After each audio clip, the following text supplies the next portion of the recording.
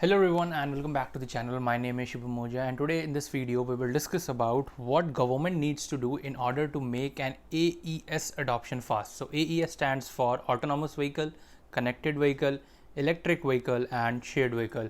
In this segment we will basically cover about these two parts, autonomous vehicle and connected vehicle, as well as few major points, or you can say few important things that we need to develop for the electric vehicle as well as shared vehicle in different country. But I am from India, so I will talk about only, you can say, India, but all the governments all over the globe, they are basically doing it. If you're talking about US, UK, they are already doing it. But if you're talking about developing countries such as South Africa, India and such as China, they are basically need to and they have to do these kind of things to basically make their, you can say, ACES fulfillment and these kind of vehicles on road.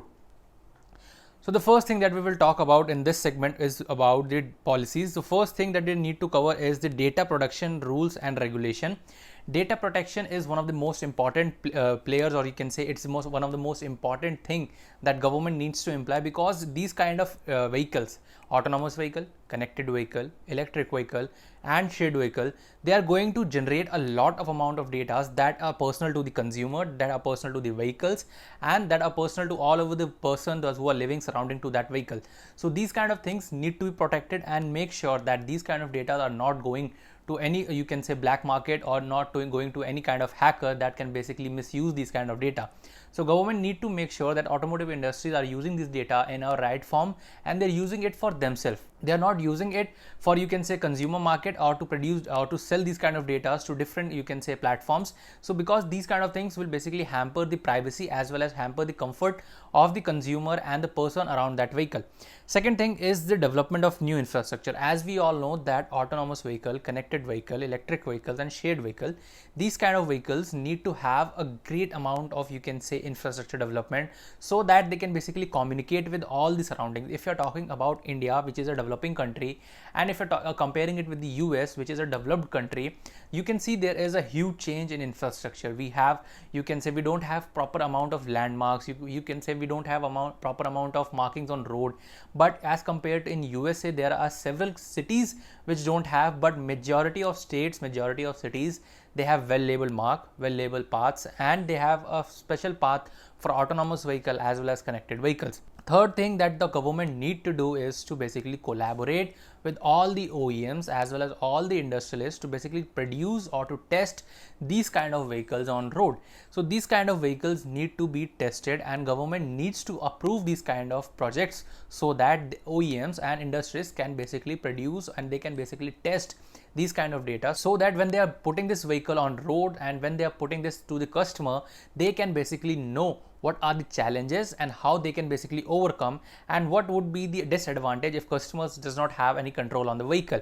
So these kind of test and trials error method will basically make these kind of vehicles more secure as well as more comfortable, and it will increase comfort of the customers whenever they will get to know that these kinds of vehicles are already tested and they won't create any mess while driving on the road.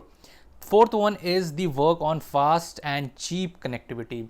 Autonomous vehicle, connected vehicle as well as shared vehicles, these kind of things or these kind of vehicle segment requires a very large amount of connectivity, because if you're talking about connected vehicles and, you can say, autonomous vehicle, they basically communicate with all the other infrastructure, or you can say whatever the things are in the universe, they are communicating with it and they are basically getting the data, and according to that data they are basically predicting the next step. So in my previous video, I basically talked about why automotive industry need to have a 5G connection, so that in the coming future, we can basically generate the data as well as we can basically gather the data in a few seconds, because autonomous vehicle and connected vehicle are going to generate a large amount of data, and that would be around 4 TB per second. So you can think that these kind of data need to be transferred at a very good pace as well as gathered and need to be responded by the vehicle in a very few seconds or a milliseconds.